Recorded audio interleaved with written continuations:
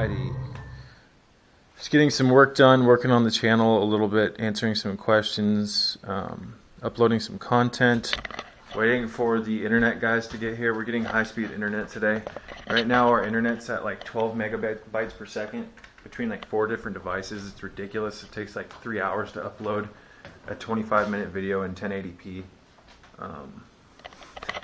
But waiting for the dudes to show up and change the internet. Dudley, hi. Hi. Just kicking it with the donkeys. Having some carbonated water and some coffee. And I always like to add, I'll show you guys. When I have it, I always like to put Dr. Cassar's fulvic acid in it. Usually between 3 and 5 drops. I'm also finishing up a yearly round of colloidal silver. Colloidal silver is a natural antibiotic. It's a natural antibacterial, antiviral, antifungal. Hello? Not yet. Just waiting for him. She just went to the store. I have no clue. I'm not too sure. Something along the lines of mashed potatoes with some other stuff. Alright, Deb. Anyways, you know, the other day, this is some of my artwork, by the way. Hopefully the camera can kind of pick it up. This camera kind of struggles in darker environments, but there's some texture on this canvas. I recently had this printed. This is a piece of my artwork. It came out really bad though because the resolution, it just came out super grainy. You can't see any of the fine detail, but it is what it is. There's another one of my pieces. That piece is called Seraphim. It's inspired by one of my Kundalini awakenings, the fire, the transformative properties of the Kundalini energy. Again, hard to see in the little detail with the light the way it is. I'm going to show you guys another one of my pieces that this one has taken me it's taken me a lot of patience to get this one somewhat near completion. And this is a abstract piece. This is all archival ink on watercolor paper. So there's quite a bit of detail in there. This has taken multiple hours. Most of these lines you have to go over and over and over multiple times, and it takes a long time for it to dry properly. And it is what it is. All these pieces that I do, or at least most of them, are expressions of my Kundalini awakenings in my early 20s. Here's another piece in here that one night when I was an alcoholic, I took it and smashed it into the ground and damaged it. But take a look. A lot of fine detail. This stuff was really a great way to manage my stress. Once I became more of an empath, I needed an outlet to express my rage and my confusion with this dimension, with the things going on in this world. So artwork was a massive help to me. I think the internet guys might be here. Let's take a look, see. Nope. But again, I'm gonna start working on artwork a lot more. That was one of my main New Year's resolutions. I'd like to start making more money with my artwork. I have sold paintings in the past. I have sold artwork in the past. It's a really fun way to make money.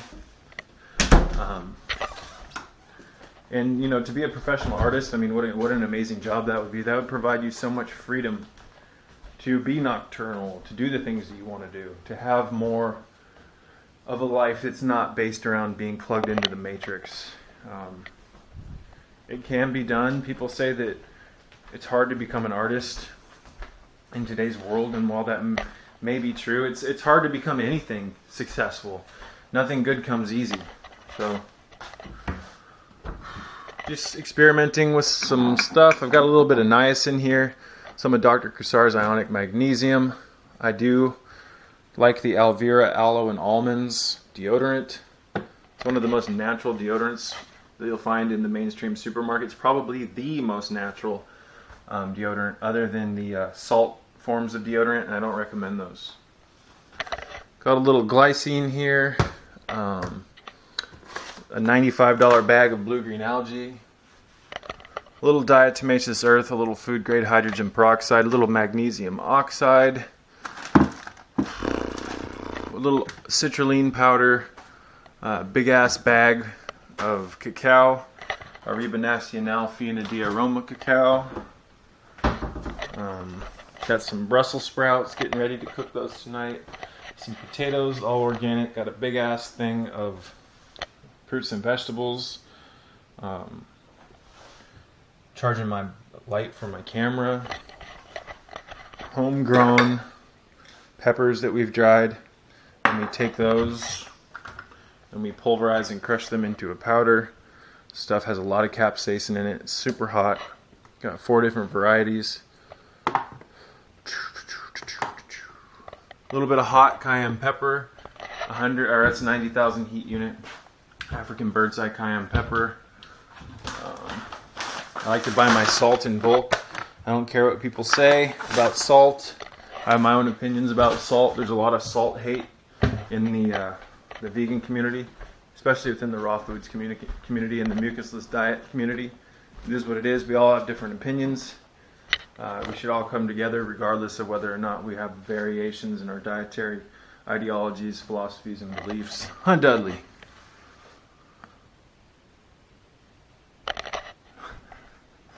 Bungie. Bungie. What are you doing? But, anything else to talk about?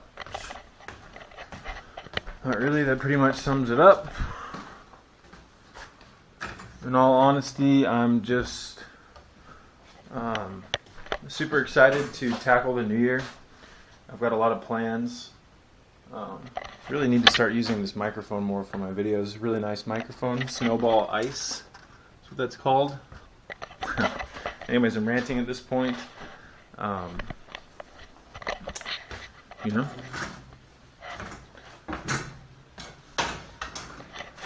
Got a nice camera bag. Got a lot of new batteries for my camera. It's really nice to have more than 2 batteries.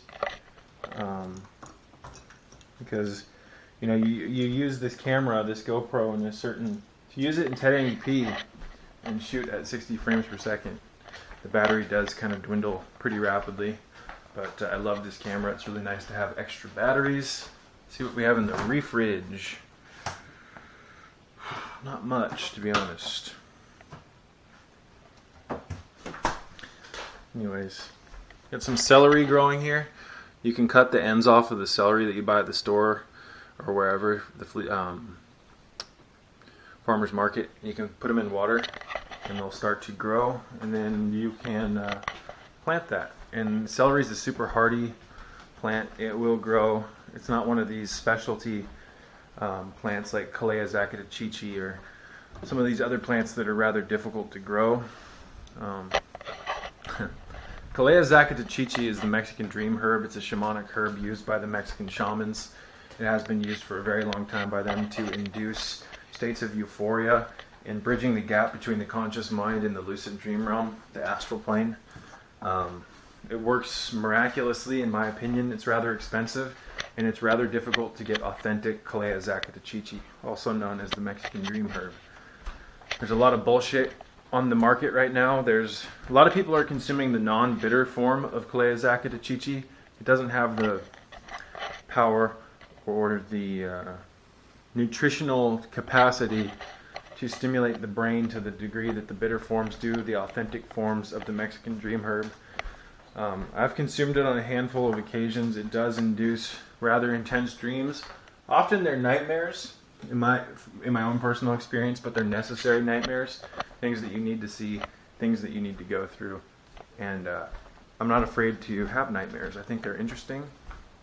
I think that nightmares are very puzzle-like in that there's certain images and archetypes, symbols and things being conveyed in nightmares that we need to learn from.